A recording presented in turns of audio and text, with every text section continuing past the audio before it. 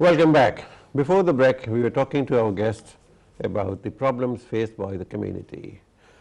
Well, there are different kinds of problems: health, housing, education, employment, or lack of it, and then comes the crime with big C. Enayet, this is, we were talking about that, whether we can integrate in the host society or not. Are we trying? Are we making an attempt? We said that if we shut our doors, we are back home in Bangladesh. Open the door, the children go out to school, they are in England. Whatever school they go to, but that's part of England. See. So they are facing this challenge of adjusting back home life with the current life. See. And the problem is being created by us. We demand a lot from them. When they're indoors, we impose our laws. See. Either speak Bengali, dress like a Bangladeshi. You said that you wear lungi when you are inside. But the moment you go out, you are dressed in pairs of trousers and jacket and shirt and all that. See, so how do you think we can? And then again, this question of education. See, as you said, very rightly said, that we want our children to achieve where we failed. See, we want them to go to Oxford or Cambridge. We want them to become successful lawyers, accountants, IT professionals, or whatever. Are we lacking something? Are we demanding too much, or are we asking our children to do this, do that? And then, particularly girls, they suffer. They're 18 plus, 19 plus, 20 plus. Then there's a demand for marry them off. The answer to that question is really, really very big. But I'm not going to that way. In brief, very briefly, we Bangladeshis came in this country in 50s and 60s, early 60s, during the industrial boom in this country. Right. So the people, the British industries, small industries, needed cheap labor. That's the reason why. That is the historical background. Right. Everybody knows about that. Right. So the only aim was to accumulate wealth and money and then invest it into our agrarian economy. This is what the first generation's aim was. But later on, in 70s, when we felt that, our first generation felt that now we are not actually developing our agrarian economy. The pound is becoming bricks and becoming the ashes. Now we have to do something else, bring our families in. Yeah, but there was also political change. Political changes there.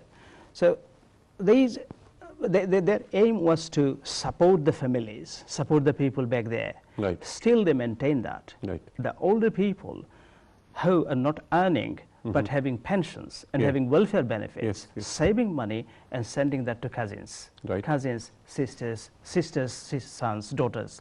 So if we look at that as charity, that's a very noble that's gesture. not charity. That's not charity. They feel that that's a duty. Whereas the younger generation here, those who born and brought up, the offsprings of this group of people, my generation or younger generation, they are conflicting with that. They're saying, no, we brought up here, we are earning here, paying tax here, living here. Why shall we live like sardine fish in a small box and big building there? So there is an internal tension going on within families. And the older generation has got a tendency to pull people inside, keep them inside the culture, because if they mix outside the outside environment, they will lose their identity. Now the identity crisis or identity, you see, the people brought up, young people brought up here in Settle State, in Zoo Market, in Brick Lane, in these areas after their first few years before, now they are doing very good results, trying to go to Russell's Group universities, Oxford, Oxbridge. This is what they are aiming to. But a few years before, go to all developed, polytechnic developed universities like Metropolitan University, Greenwich University. It was easier to get into. Easier to get in. So when they get in there, they see the Indian people, they see Pakistanis, they see other people from other culture, other Asian people, and the native people. So all of the people have got their own identity, own cultures, and own kind of showing things. So, for example, the Indian people, they used to show that we are Indian, we have got a rich culture and this and that. The Bangladeshis, when they go there, they don't have anything to show off. Then they started, well, I'm a Muslim, and my religion is Islam. How about having an Islamic society? Right. Formed an Islamic society. Right. So this kind of tendencies people have in the beginning. The idea of belonging to something. Belonging to somewhere, just hanging around with a group of people. Otherwise, without that, I'm very lonely person. I can't mix with that. Right. You see the cultural conflict we have. When we land in Heathrow Airport, we, the Bangladeshis, Pakistanis and Indian people, we can't suddenly change and quickly change. The word radical, I don't want to use that. Yep. Radically change, we don't want to do that. No, but we have been here for quite some time now. Right. But as you said, that the younger generation, people who grew up here. Yeah, but still the cultural affinities with the Bangladeshis back home there, with the older generation, is still pulling this group of people. But within very short while, within next few years, we'll see that these younger people, those who are growing up, say for example, our generation nowadays, I mean in summer vacation, we are not very much interested to go home because we don't have relatives there. Few years later, my younger generation, my brother, he wouldn't have any relatives there. Probably he will go to Spain or somewhere else. Yeah, he will go to Spain. Nowadays they are doing that. Nowadays people are, well, all young people. I mean, if you go to Gatwick Airport or Stansted Airport, you will see the Bangladeshi people. Another very important point in this, in your discussion, is that if you look at the 3 MPs elected, it's a good sign that they're all females, Roshan Ali and Rupa Haq and Tulip Siddiq. They're all young. Yes, they are.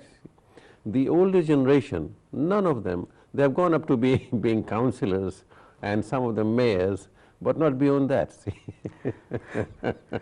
Well, the ability-wise, I would say that the older... This is the point I was going to make, that our younger people are more able, they can talk, they can articulate ideas, they can work up, they can integrate with people, and if you can't talk, you can't be in politics. No, you cannot. You have to think straight, not confuse yourselves. Exactly.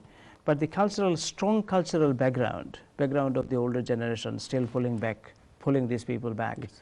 How do you stop that? Well, that is an internal tension within the families going on. So it's enlightenment, awareness, that whatever you are doing, you are reading Bengali newspaper now, but a few years later, when you are not here, who will read this? The newspaper and the news is what you are watching now. The interest what you have about Bangladeshi politics, few years later, the people are growing up here, they are not. They'll be more interested in the local affairs. Exactly. If you see the politics, Bangladeshi politics, what we have here, the people, those who are operating this politics, they are not the grown-up people in Britain. They are all people from Bangladesh. Yeah.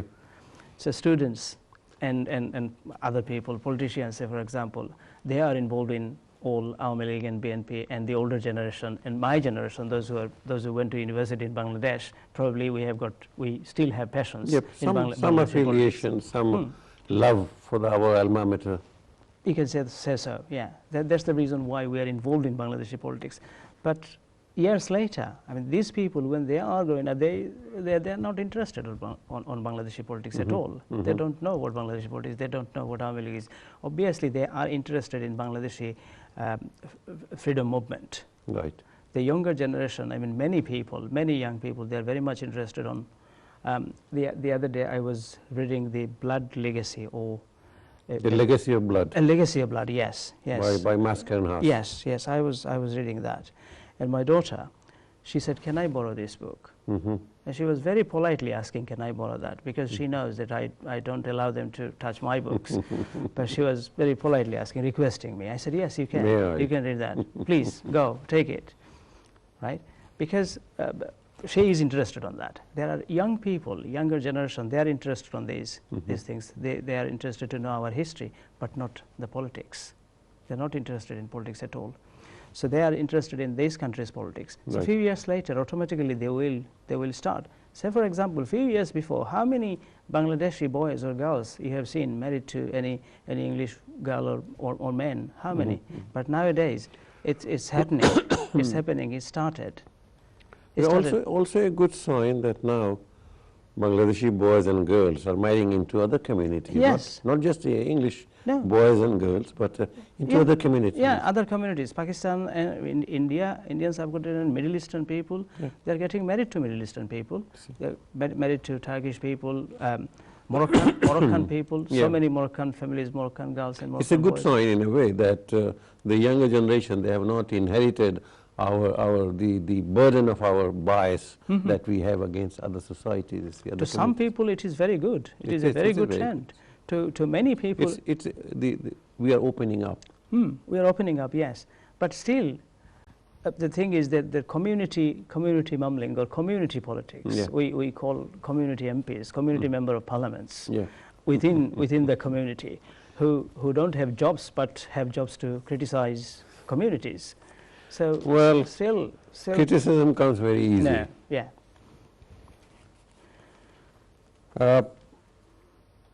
You are suggesting that we should encourage our young people to take part in local politics, British politics, and to that end you have been writing.